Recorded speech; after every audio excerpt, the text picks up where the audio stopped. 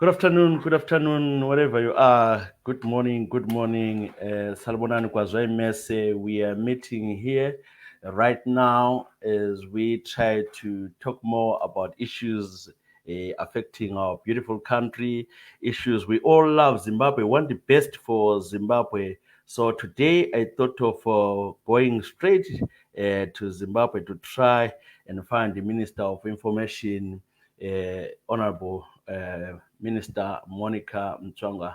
We try to get the minister. There she is. A very good afternoon to you, Comrade Minister. How are you? Very good afternoon, Ezra. I'm very much okay. How are you and how is the weather there? It's summertime this side. How are things in Zimbabwe? Well, look, Zimbabwe, like every other country, we are confronted with this global pandemic of COVID-19. It's a serious, serious threat to the lives of our people.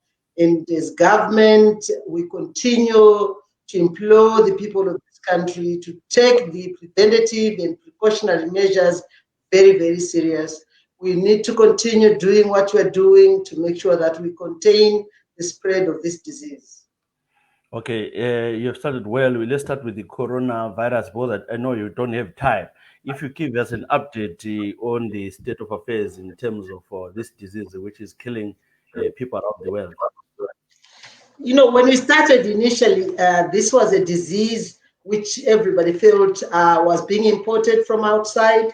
And as you are aware, when the borders were closed, the president, His Excellency, Comrade E.D. Mnangagwa, said we cannot close the borders for our returning residents. This is their home, this is their country. So we had to find a way of continuing receiving returning residents back into the country. We came up with the task force because just right after it was declared by the World Health Organization as a global pandemic, our president declared it as a national disaster. So we had to, and he appointed an interministerial committee task force on COVID-19, which has been working very hard in terms of upping the response of the country to make sure that we can respond to this pandemic. The task force has been working very hard. First, we looked at the issue of returning residents. There were quite a number of returning people, returning Zimbabweans from South Africa, Botswana, and even Mozambique, UK, USA to some extent. And so it was important to make sure that we receive them and make sure that they're tested, they get an opportunity to get into quarantine for a number of days according to the World Health Organization prescription. And so we opened up quarantine facilities where our people would then arrive and be kept there and then get tested. Initially, they got tested after 14 days, and then we reduced it to 8 days. And when found negative, then you can be released to your home. Now, a decision has been taken by Cabinet to say all the returning residents, even those visitors who may want to visit Zimbabwe, can actually come and get tested on arrival. And then if they are found to be negative, they can be released to go and finish off the quarantine in their own homes. So this is no COVID-19. Nobody really can say they are on top of this disease. We continue to learn. It's a question of also looking at other countries who have gone through this crisis even before us and see what have they done, China, for example, and other countries, and see what is that they've done to make sure that you contain the spread. A lot of effort has really been put into it. And I want to thank the people of this country. It hasn't been easy.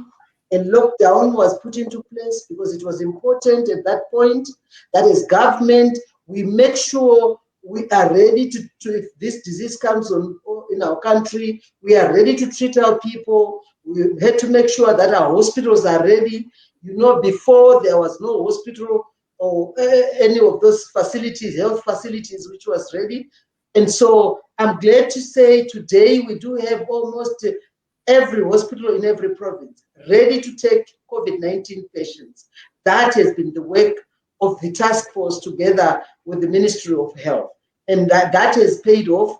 We now have Wilkins, which is ready to take patients. We also have a private one. St. Anne's is open now to take COVID-19 patients. And at Parenyatwa Hospital, more than we created red zone and green zone. Green zone for those who are not negative, who are not positive. And for positive COVID-19 positive patients, we created the red zone, which has got about 425 beds, which was never there before. In Bluewayo, the same work was done in hospitals there, Ekusileni and even UBH. A lot of work has been put into there to make also sure that the gene experts machines, which we did have in the country, which used to test for malaria and other diseases, we had to make sure that we get cartridges for these gene expert machines so that we can test big numbers, because that was the challenge. And I think this is not a challenge which has just come to Zimbabwe. One has to understand that this is a global pandemic, and all countries are scrounging for the reagents, for PCR machines, for RDT testing kits. So Zimbabwe is one of the countries where we are all trying to get all what we need. The PPEs have been a challenge, and I must say there's been a lot of work which has been done by higher institutes of learning.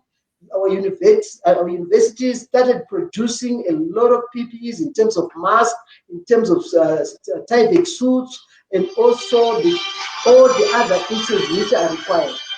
So there's been a lot of work done.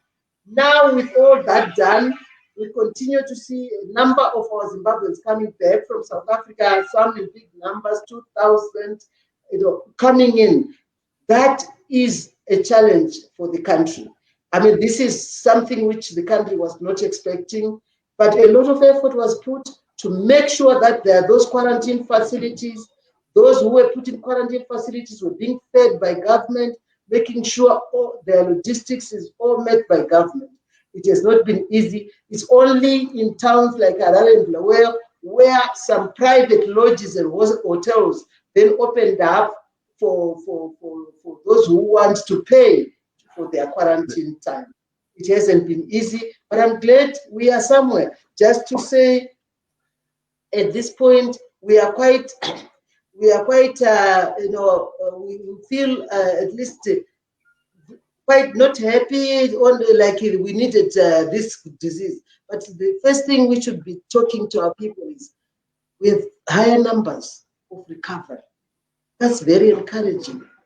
And we also, the number of deaths in our country has also remained low, relatively low when you look at other countries.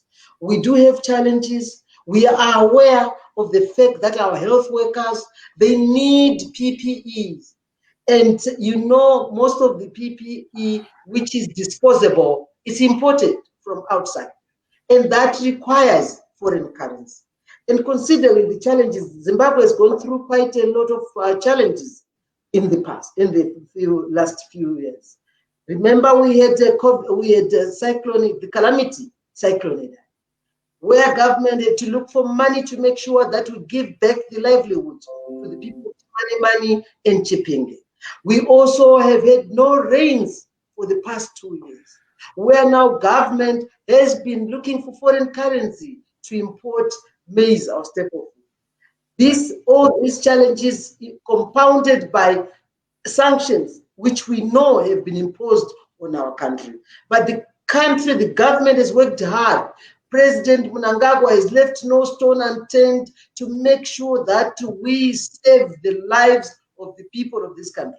If you visit our district hospitals today, if you visit our provincial hospitals today, you will see what I'm talking about. There's been a lot of refurbishments which have been done. But yes, we cannot be on top of this problem with COVID-19. No country has been on top of it. America, we hear a lot of people still dying. In the UK, where you are, there's still a lot of people dying, lack of enough PPEs. We are saying as a country, we have really put in a lot of effort, and we continue to put a lot of effort. Okay, just a quick one. Holders of foreign passport, they seem to have a problem in entering. The airlines are saying you can't travel to Zimbabwe with a British, with a Canadian, with an Australian passport. What is the latest? Can they enter Zimbabwe, or they have to show that they are Zimbabweans? Ezra, when the borders were closed, they were closed for all foreigners except Zimbabweans. I hope that one you understand. But as we are moving, we are working towards even that domestic airlines were not flying even domestically.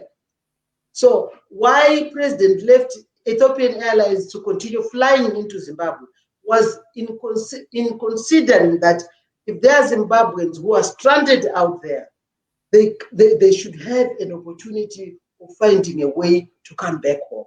Now we continue to monitor what is happening in other countries. Other countries have started opening up their airports. They've started opening up their tourists. We are actually considering all that. His Excellency the President was in Victoria Falls, launching the tourism strategy there. And we also opened the Victoria Falls, which was closed even to the domestic. So there is a lot of monitoring and reviewing of what was closed, because we understand there is an economy on one side and there's health on the other side.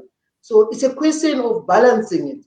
And when you ask now about those with passports, British passports, it means if you have a British, I know our Zimbabweans who have been out there for economic reasons, they've managed to get this, what you call asylum, and some have managed to get to be citizens because they've been there for a very long time. And we are very proud of our Zimbabweans who have been out there. They have really put Zimbabwe on the map. They have excelled in different professional jobs. We are very proud of our Zimbabweans, and we would like them to come back home. So for those who hold a British passport and they don't have their Zimbabwean passport, I think what is critical is to make sure that you either go to the embassy and get a traveling document. The laws have changed. There's nothing which stops a Zimbabwean who is holding a British passport to get a Zimbabwean passport. There's nothing which now dual passports, on that score, that was passed. We know that. And we are also saying, I personally have found my own cousin sister who came back when she lost her father. She came back she had a Canadian passport. She had to call immigration and tell them, I have a Canadian passport, but I'm a Zimbabwean, and I actually want to come and pay my last respects for my father. And consideration was done. And she came back and went through a quarantine days, and she managed to go and pay her last respects to her father. So that there is room. And in the nearest future, we can see as we move. I'm part of the task force. There's room for even with those passports to come to Zimbabwe. Yes.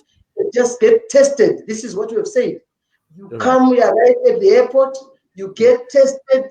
If you are negative, you get released to go home. Okay. My time is very short, Minister. As you know, you're a busy person. So we try to finish all the things within the time allocated by the department.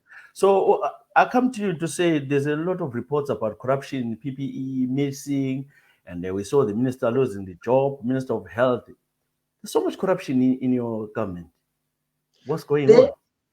The corruption which is found everywhere, and I'm not justifying that. But I know for sure this government of the Second Republic, the president, as soon as he got inaugurated, he talked about his zero tolerance to corruption.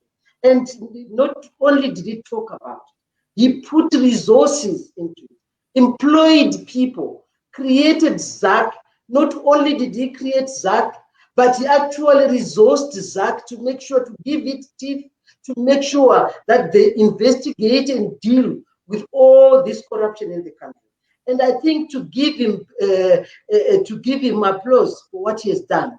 We have seen in the history of this country ministers being actually hauled to courts, being arrested, and the high officials being arrested. But I must say, the people obviously would like everything to go fast. But there are three arms of government in any government. There is the executive, there is the judiciary, who are the judges, the courts, and then there is the parliament, which is the legislature. All these are three arms of the state. And so what the president has done is to make sure that there is no one who be told that, no, this one is exonerated from doing corruption. Everyone found doing corrupt work, and the president has called to the public of this country that do come to the forefront and talk about those who are corrupt. We do not want corruption. It kills, it brings down this country. It will not make us achieve the Zimbabwe which we want. And we are calling on all Zimbabweans who see where there is corruption to come up and report. ZAC is waiting for that. And because they go through their processes. Remember, there's a rule of law in this country. Remember, we have a constitution in this country. It's not about saying Ezra is corrupt and I put him to jail tomorrow. Ezra is corrupt, investigations are done, and the judiciary goes through the process to make sure that he is charged for what he is. The allegations which while it's applauded the government for the anti-corruption commission minister, the problem, the people, they have got issues with when the big shots are arrested, there is easily given bail. Some bringing cash in bags to pay for the bail, and they walk to court, and anyone who's done a minor crime is detained or refused bail. So I'm sure this is why people are concerned. And so far, nobody has been jailed except for one or two. You know, Ezra, there is no separate law to deal with a criminal. If you are arrested for corruption, you'll be dealt with as such. It doesn't matter whether you are a minister or you are somebody in the streets. There is no instruction to say ministers should be treated like this.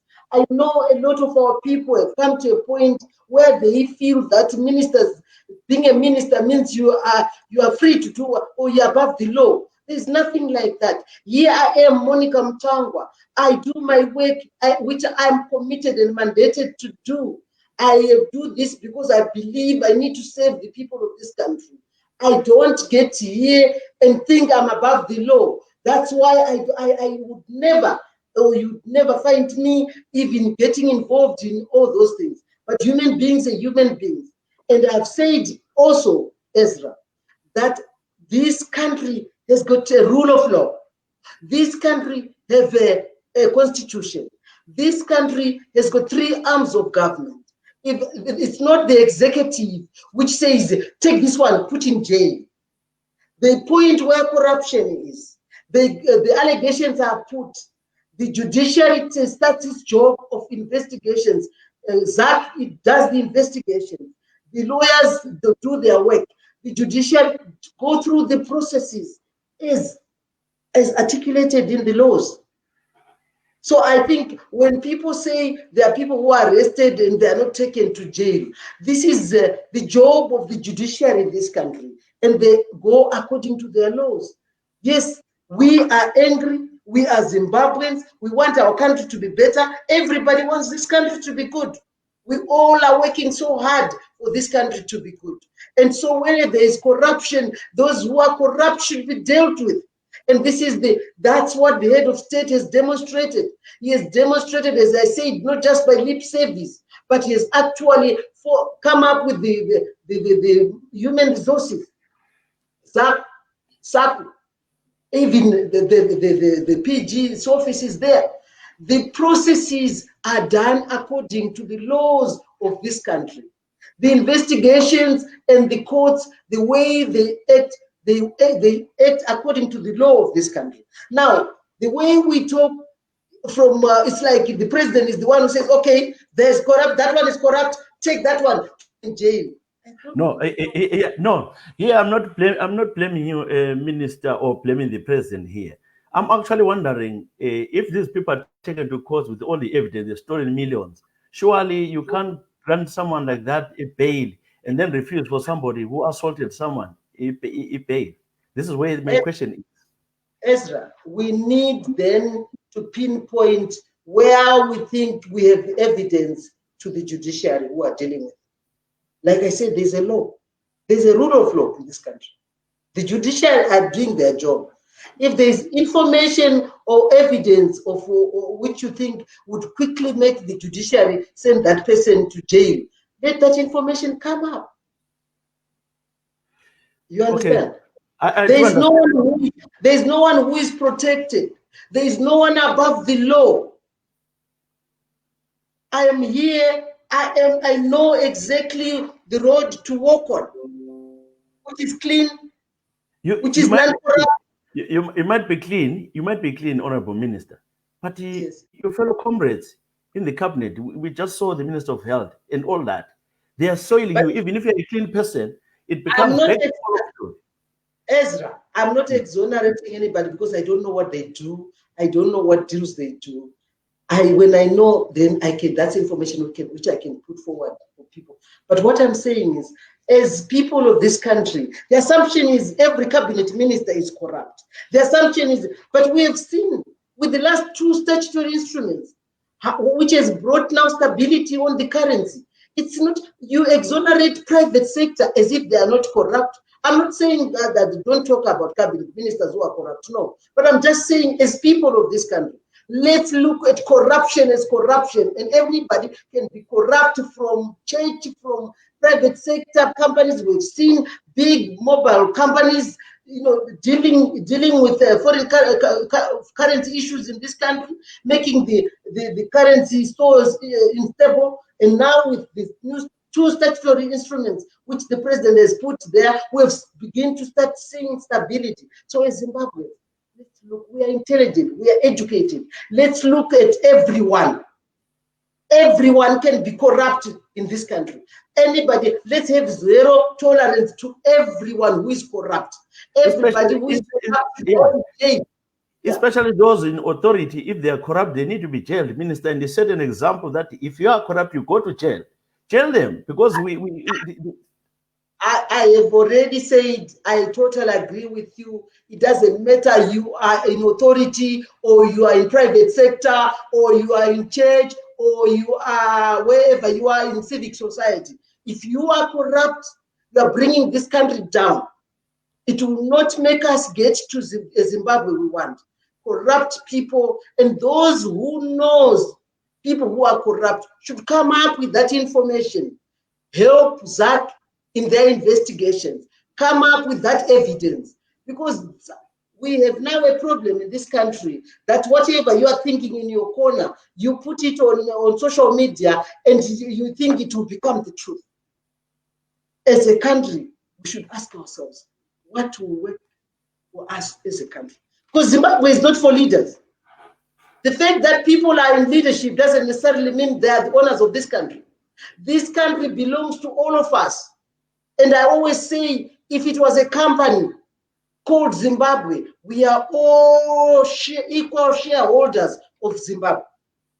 Don't look back and think of them and us. Wherever you are as a Zimbabwean, you have a right to pinpoint where things are not going wrong. But you don't do that by creation.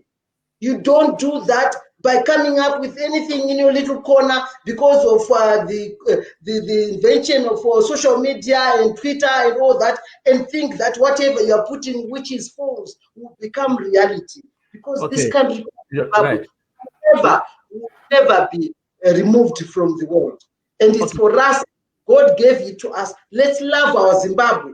There are some people who are committed to work in government. People working in government are elected. And this is the democracy which we are talking about in this country. They are accountable to the people. They are accountable to the people who elected them. Okay. Comrade Minister, you are the Minister of Information. You just said to me people should bring and report any corruption around so that people get arrested. We have got journalists who were told they were reporting the corruption happening within the government ministries. We cite people like Hopewell Chingono, Mtutu Matutu, citing all these people. Were they not reporting the truth? Ezra, I said, in this country, to report about corruption, don't make it like Chingono was the first one to talk about corruption in this country. So many other journalists, so our independent papers, our institutions, our source, they report, they talk about corruption. Nobody has been arrested for talking against corruption. We do not want corruption in this country. We do not want, it brings us down. It will never get us to the Zimbabwe we want. This attitude to say anybody who talks about corruption will be arrested, that's not true. If people have committed their crimes, they can't try to change that and say I'm being jailed because I exposed corruption. No, there have been so many journalists in this country who have written about corruption, who have exposed corruption, and that is welcome. That is welcome. There are so many people who have helped Zach, for example, in carrying out investigations about corruption, and they've never been arrested for that. So basically, it's not true all that these journalists they were arrested because they exposed the drugs deal, they exposed all these things happening. Yes, I don't know where you live, but I'm sure you've been following what has been happening in Zimbabwe. The courts themselves, this is a court case, isn't it? It's sub judice, yes, right? Yes, it's under judiciary. They are going through the processes. Yes, they were, what I know for sure, they were not arrested for exposing corruption. Certainly not. Okay, so all right. Still on that, the arrest issues. Anyone who says ZANU-PF must go, does it get arrested for that? For say ZANU-PF must go. You know, Ezra. You know, people should know that to what is democracy all about. For some of us, like just to say, democracy is about giving Zimbabweans an opportunity to vote for whom they want. That's democracy. So if you wake up, Ezra, and you want to form your political party and you want to run for elections, absolutely, there's nothing wrong with that. We fought for it. Remember, Zimbabweans should know that there was never one man, one vote in this country. We as a generation in the 70s, 75, 76, we saw it fit to go and train in Mozambique. Mozambique had just got its independence. Some went to Zambia, some went to different places to train so that we come back and fight the enemy, colonial power, which took our dignity and everything away. And I'm saying there's nothing wrong. That's why we have upheld democracy from the day one. When we came back from the bush as fighters, we didn't cut the issue of democracy. We could have come from the bush to the office, but no. 1980, we went through the elections, the democratic way of choosing a leader who is accountable to the people. And this democratic process is done every 5 years. And there's nothing wrong for any Zimbabwean to stand up and say, look, I also want to lead the country, to lead the people of this country. What elections is all about is people are choosing somebody who they are giving the power to run this country. And this person is accountable to the people. And there's nothing wrong for the people to ask when things are not going right. But remember, it's not about inciting people or to uprise against a government which is democratically elected.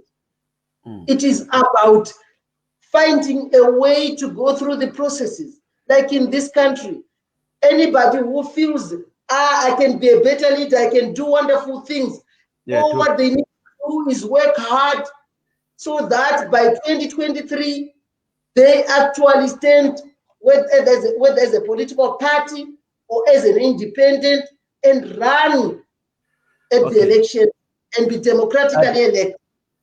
I do get that. The Honorable Minister. I don't even know which Zimbabwe, which constitution they are actually using, whether the new constitution was written in 2013 or the old constitution.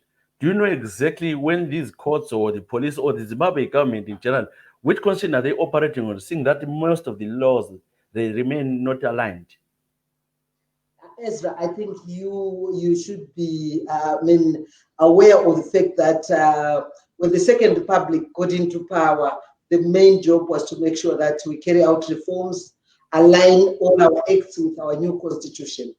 There is no way we can go back. This is a constitution which was endorsed by the people of Zimbabwe in 2013, and this is it was a people-driven constitution. And what we have been doing all this time is to make sure that we realign all our acts with the new constitution, and that is the constitution which we as Zimbabwean people are very proud of, because it was a people-driven constitution. Right. Let's look at the state of the economy. When you came into the power, when I'm talking of when you came in, not you necessarily, but I'm talking of the new dispensation, you promised the development, you promised a change in people's lives, but it looks like it's getting worse. Zimbabwe is swimming in poverty, is going down, free falling, Minister. What is happening? Ezra, I said this earlier on. Yes, our manifesto, and we've been sticking to the manifesto of the ruling party ZANU-PF. The president has been working on a straight line about reforms. He has been working on a straight line about re-engagement and engagement. Zimbabweans, we need to look objectively at what has been happening in the country. First, what you say about difficulties, yes, I accept. We are going through a very difficult time, but you can't detach it from what is happening around us. First, let's talk about this country, Zimbabwe, which the Western powers imposed targeted sanctions against us. And they actually declared that the Zimbabwean economy will scream. And you know these are illegal sanctions. And you know how they've affected the economy. But they say it's trivial. They say it's trivial sanctions. These sanctions, how they've been strangling the economy of this country. You know that no country survives without monies from these international financial institutions. You know that Zidera stopped all of them to give any money to Zimbabwe. For 2 decades, Zimbabwe has been surviving on its own. No country, except a few countries where these targeted sanctions have been imposed on. They are targeted sanctions. They are the illegal sanctions, because the only institution in the world which has got a mandate to impose sanctions on a country is United Nations. Why do you think they're refusing to remove the sanctions? How it has affected industries have closed. No money, foreign direct investment money has been coming into the country. We put that aside. Zimbabwe has been going on despite all those targeted sanctions, which are there to make Zimbabwe economy scream. We have an opposition in a country which have gone publicly just a few days before elections 2018 to say if we don't win, tinoisa jecha mutakura. And even some who have said, you can cheat the elections, but you can't cheat the economy. This, you know it, it's public information. Then over and above that, Zimbabwe has gone through a devastating calamity of cyclone Idai. Devastated country. I want to talk about, I want Zimbabweans to look at what the government has been doing, and so that we can start appreciating what you have before. It's okay to criticize, but it's good to know. If you go today to Chimani, livelihoods, 13 bridges were damaged during Cyclone Idai. A lot of roads were devastated. People's lives were devastated. Today you go back, you see that the roads are back, the bridges, and I'm talking about permanent structures, and that has been done. People were given food. Lives were saved during that time for a small country like this one. Today, we have food insecurity in the country. We have had 2 droughts because of global warming. And Zimbabwe's people, you haven't heard of people dying of hunger because the government is taking it upon themselves to import maize to make sure that we feed our people who have not been able to harvest anything from their fields because there have not been any rain. And that's good. And then here we are now. We have got the COVID-19, something which was not expected. A poor country under sanctions, just coming out of Cyclone Idai, and has done a lot to make sure that we contain the spread of this disease. Over and above that, there are a lot of projects which have been done in this country. You talked about corruption, Ezra. Before the Second Republic, no road was being made in this country. Now you drive Harare to Bluey, you see the roads, the work which is being done. Harare to Mutare, see what the developments happening. See Bait Bridge to Harare to Ngundu. See the roads in the districts. All that money is because President E.D. Mnangagwa is zero tolerance to corruption. He has closed what was happening at Zimra, at Znara, and now that domestic money is being used to make these roads. Talk about the boreholes which have been drilled across the country to make sure that our people have got water, all that nobody wants to look at. Talk about what developments which are happening in Matabeleland North, where Zimbabwe is going to be self-sufficient in terms of electricity, all that some people choose to close their eyes and listen to the detractors. The detractors who impose sanctions on Zimbabwe because they want to impose a regime which is weak, which they can actually, which is pliable, which they can, so that they can take the natural resources of this country. There's a lot which Zimbabwe needs to look at.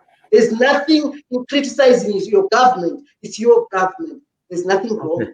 But all right, just a quick one. Why do you think they don't want to take off sanctions? Why are these Western countries, EU and all, are refusing to remove the sanctions? Why do you think they're doing it? It's very clear. It's very clear. They want a regime change government in this country. They do not want a revolutionary government in this country. They do not want, because they want to come, they know we have got natural resources which were given by our God.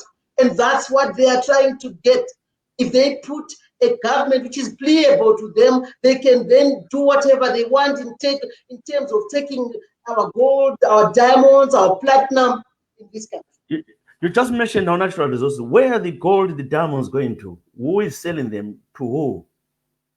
We are a rich country. We've got all that. Yes. Where do they go? All these things? Are you selling them to the West? The government of this country have got a Ministry of Mines and Minerals Development, okay, which is dealing with all the MMCZ, the ZCDC, all the companies which are dealing into diamond. We know we still have the problem of our porous borders. There's some smuggling going on, but all that is being dealt with. Okay. Yeah. Quickly coming to the conversation, the government has compensated the white farmers 3.5 billion. Was it part of the reforms, or was it part of the agreement for removing sanctions? This country follows the rule of law. We have a constitution which talks to the compensation of developments, not of land. Nobody can be compensated for land. We went as young people, 15 years. The bone of contention of all those who went to the struggle was to make sure that we get our land back, which was taken from us. So nowhere is anybody going to be compensated for land which was taken.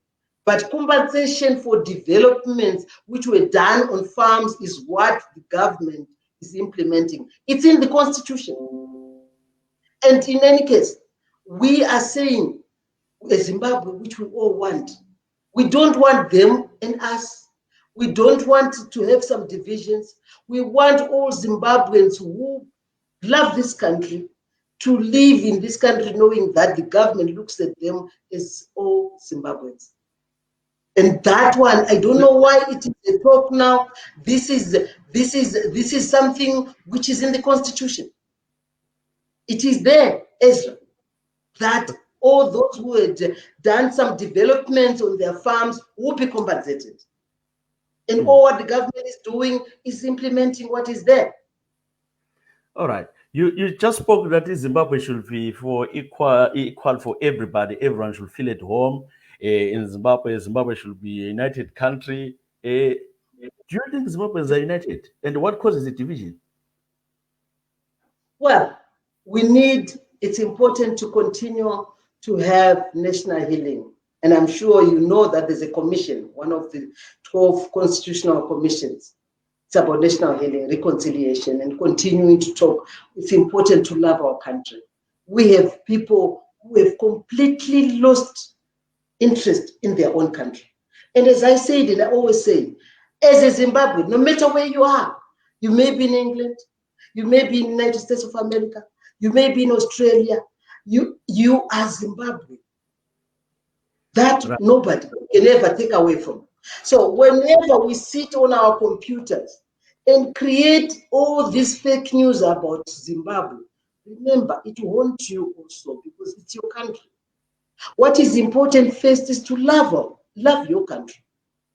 We are not, wherever you are, even those who travel, you know, when you travel, you don't travel with a plaque which identifies you as MDC or identifies you as ZANU-PF, but you move around with a Zimbabwean passport.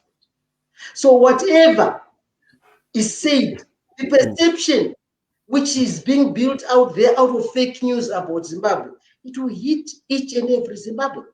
Because those foreigners will look at you and they would have built their perception from all those fake news. That's why I'm appealing to Zimbabweans to say, it's our country together.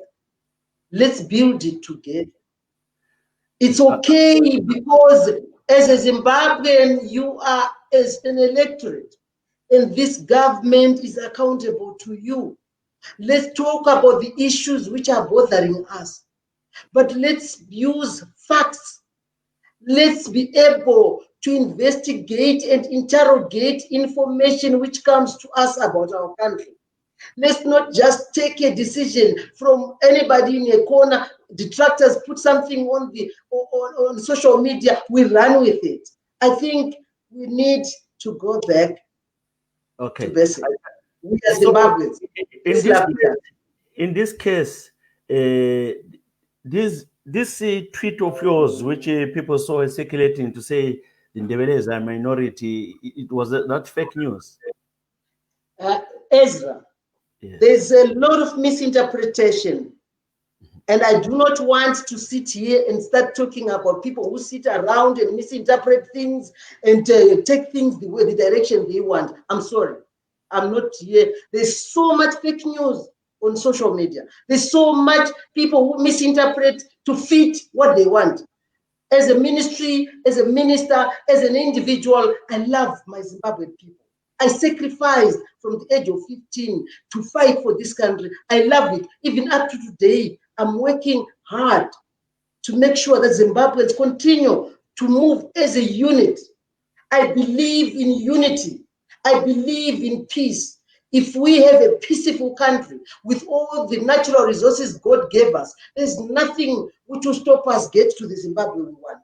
This thing about, I don't subscribe to things like tribalism. It won't get us anywhere. We know who our enemy is. Zimbabweans, we are not enemies among ourselves. We know the detractors of this country. We know who want to destroy this country. I cannot be pulled to start talking about issues. Zimbabweans, we are Zimbabwean. That's important. I love my Zimbabweans. I love peace. I love unity because I know where there's love, where there's peace, where there's unity, there's certainly development. Yeah, because if it was misinterpreted, then it's unfortunate that the people now thinking that we are a tribalist.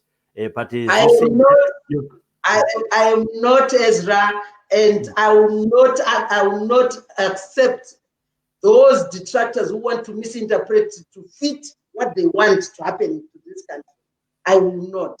I'm a Zimbabwean who loves unity, who loves peace. I love people. I'm in this job because I love to work for the nation. That's why I have an open door policy. You called me, you wanted an interview.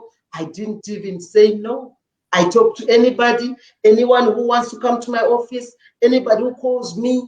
I answer all my calls. If I'm too busy, I see missed calls on my phone, I call back because I consider each and every Zimbabwean important. And there's always something important which they may want to communicate with me. That's me.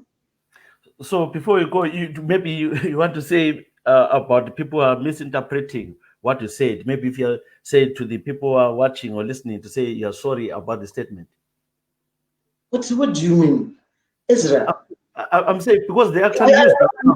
I don't know what you're talking about, and I don't think we are. No, You understanding. I don't know no, where you're trying to get to. no, no, There. no. What I'm trying to get to is that a lot of people say it. You say the devil is a minority and the whatever they should not. So I'm saying that maybe to make it clear.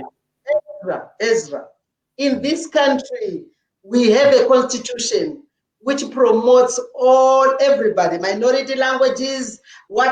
That's important because those are Zimbabwean people. Anybody who wants to do some misinterpretation to fit in what they're trying to incite people in this country. That will not be a discussion for me. I'm sorry. Okay. So what's the way forward for a country? You try by all means, you're saying you want to bring unity. What measures are you doing now to try and bring our people together, seeing that we are so Oh, divided? there is a lot which the government is doing, Ezra. The president of this country, Comrade E.D. Mnangagwa, is open to ideas. That's why he came up with the PAC, Presidential Advisory Committee, where he brought in people from all different walks of life, private sector mostly. And these are people who come to him and talk to him and give him advice and discuss issues about the country. That's even on the business front. On the political front, he has actually come up with Poland. You are aware of Poland? Yeah, a lot of people are very critical of Poland. Dialogue. This again is a platform where those who were competing with him and who lost, he says, yes, the fact that you were competing, it means you have got something to contribute for the good of this country. Come on board, let's talk. And so this is a way to open up for ideas. This is a way to say, Zimbabwe, yes, we are the government, but we also want to hear from the others because they're all Zimbabweans. They have ideas which will make the country move. So this is a lot of effort is being done. Okay. In terms of the economic situation, do you see Zimbabwe economy improving anytime soon? This country's economy is going to improve. Already, as I said, Ezra, just 3 weeks ago or 3 months ago, the prices were waking up, one price in the morning, one price in the afternoon. You go to Victoria for some same thing, it's costing another thing. You go to Mutare, it's costing another thing. Right now, the stability national, the cost of something in Harare, same cost in Mutare, same cost in Blaawai, same cost in Machine. Because of those two statutory instruments which have been put there, there is now stability in the country. There is no way the economy is going to go any other direction. The government is working so hard, and I told you that when you are in Harare, please go to Matebelele North and see the projects which are happening there. Colliery companies, coking coal mines, which will give us almost like 5,300 megawatts of electricity by 2023. That is enough for what Zimbabwe needs, and even we can export. Coal, as we talk right now, we used to import coal from Botswana, but now we are having our own coal. So certainly a lot is happening. The road network system, which is happening. The agriculture.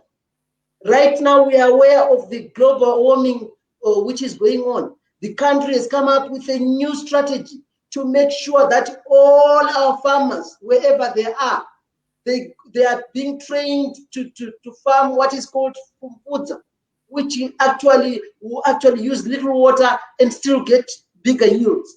So there's a lot happening in the country. And this country economy is going to go to where we all want as Zimbabweans. Mm-hmm. You are the Minister of Information. Some of us in the past have tried to get radio licenses and they're denied because of our links.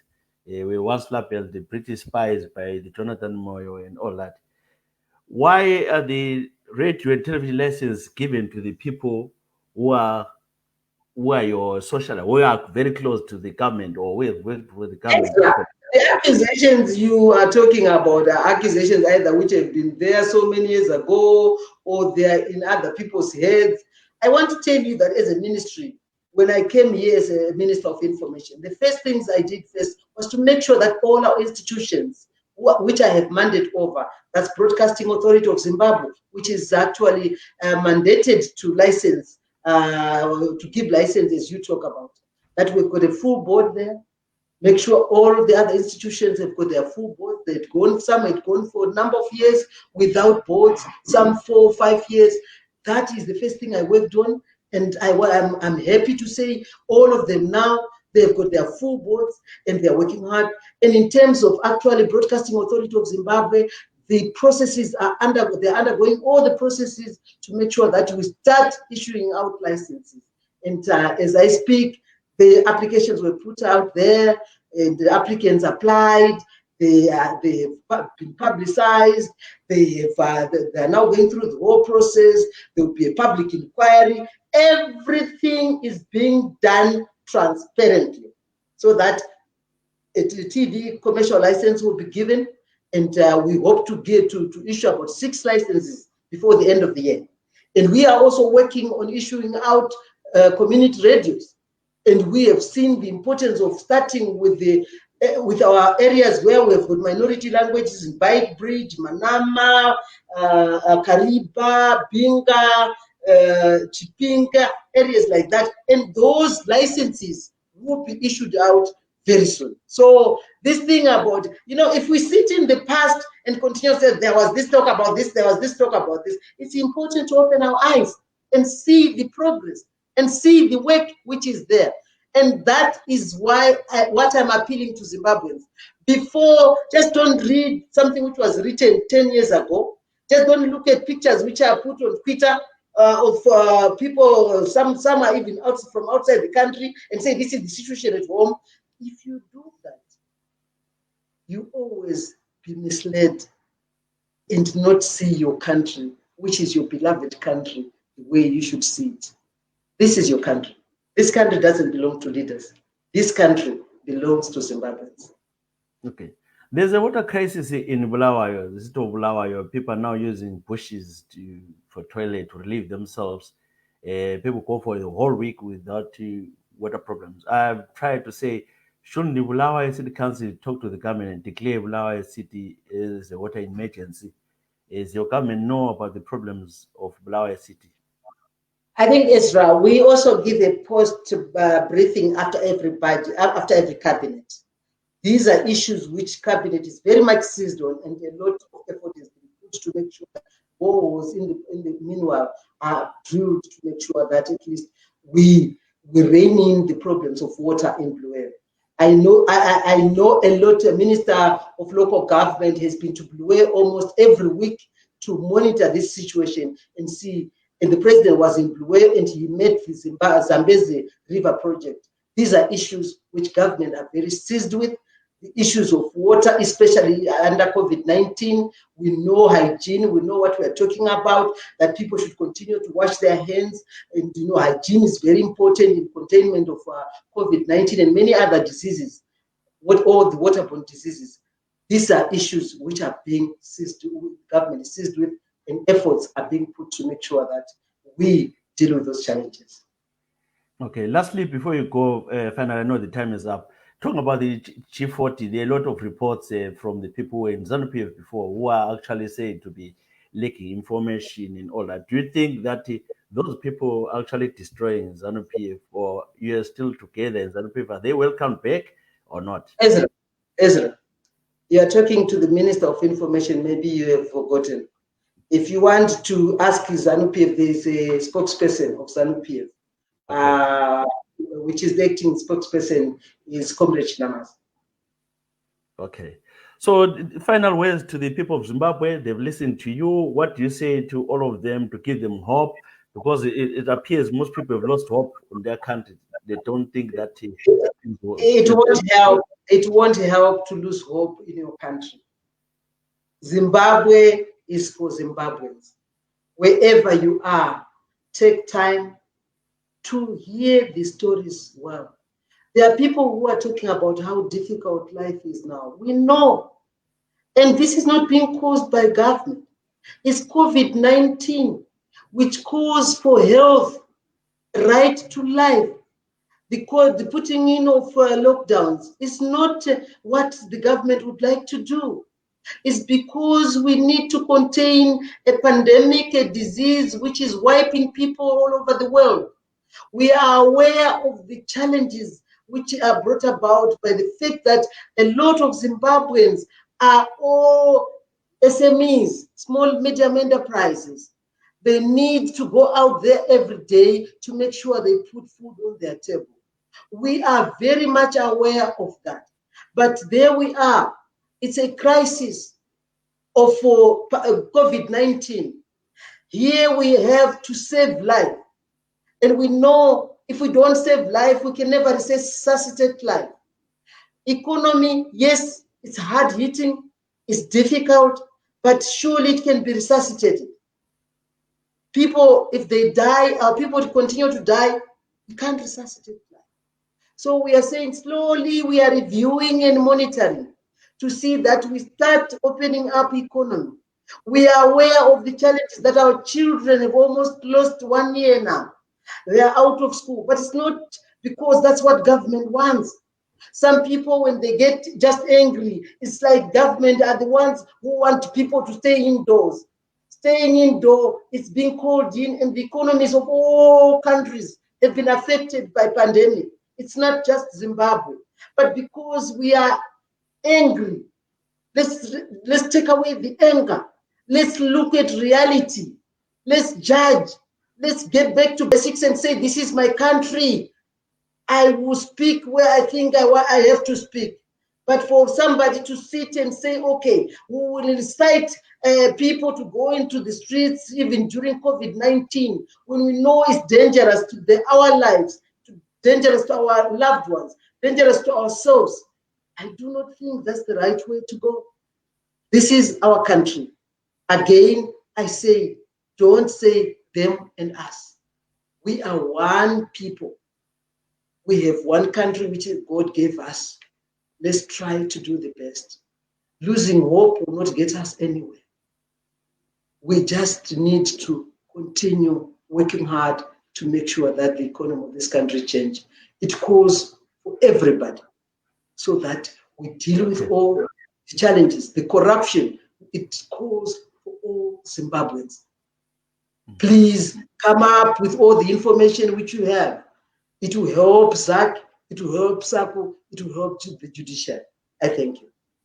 Okay, as long as if I'm free, Madam or Honorable Minister, to come home and report the truth and tell the people the truth, as long as stay safe, so people now know that you're not arrested for telling the truth, you're arrested for inciting. Nobody's arrested for telling the truth. Nobody has been arrested, and you know that. You have been a journalist in this country. Nobody. We in this ministry, we are the one who do accreditation of journalists. We accredit all journalists who come to the country. Yes. Okay. Yeah. About the people, are you trying to help people with the food parcels in terms of COVID in lockdown like this? The older people, those who are in vulnerable positions? The vulnerable have been, a lot of projects have been put into place in terms of making sure that they have food, in terms of making sure that they have access to hospitals. All hospitals are free for those who have got COVID-19. There is a lot of effort. But again, Zimbabwe has got a lot of economic challenges, and we are fighting to get our people, give them the best which we can. And that is happening. We continue to give food insecure families maize meal to make sure that at least they have some food on the table. More needs to be done, but yes, the challenges are there. Okay. Anyway, thank you very much for your time, Honorable Minister. We have And I loved. want We And I have want to thank I yeah, want go to on. thank the audience. I want to thank those Zimbabwean diaspora. I also want to thank them sincerely for supporting their country, those who have been sending money, food to their families. That goes a very long way, and we appreciate that. And I know a number of Zimbabweans out there, they've also been supportive, sending equipment for hospitals, sending PPEs. Let's continue to do that. We'll get where we want, a Zimbabwe which we want. We love you very much and we respect you very much. Thank you very much. Hopefully, you will arrange an interview with His Excellency one day. Then I have a scope and interview him if he agrees. Thank you so much. Well, when you come, Ezra, we Oh yeah. we will see how we can arrange it. Yes. No, thank you very much. Have a good evening. Thank you, Minister. Bye. Thank you Also very have much. a good, is it evening already? Oh yeah, of course. Yeah, it's evening already. Yeah, thank you so Yes, much. have a good evening. It was very nice talking to you. And to Thank, my Zimbabweans, I want to say I love you. Remember, I lived outside for a good number of years, a total of 16 years. okay, So I know what it is. where did you live? Here in I UK? lived, I lived in Brussels, Okay. and during that time I used to come a lot to UK. I lived in New York. I went to school in America, by the way. I did my Bachelor of Business Administration in New York at New York University, and I did my MBA at Rutgers University in New Jersey. And also I served as a diplomat in China. So I understand the difficulties which you face as a Zimbabwean living outside. And I want to thank you for especially the efforts which you are putting in looking after your families back home. I thank you sincerely. Thank you so much. Thank you. Really appreciate it. Thank you very much. Yeah, that's Monica Mutsvangwa, live from Harare. You heard from the minister. We tried to touch on almost all the things. I'm sure you heard. She emphasized that you love your Zimbabwe, love your country so much. Zimbabwe is important. No matter where we are, Zimbabwe is our country. We can't desert our beautiful land, our beautiful Zimbabwe. Thank you so much, ladies and gentlemen. We'll see you next time.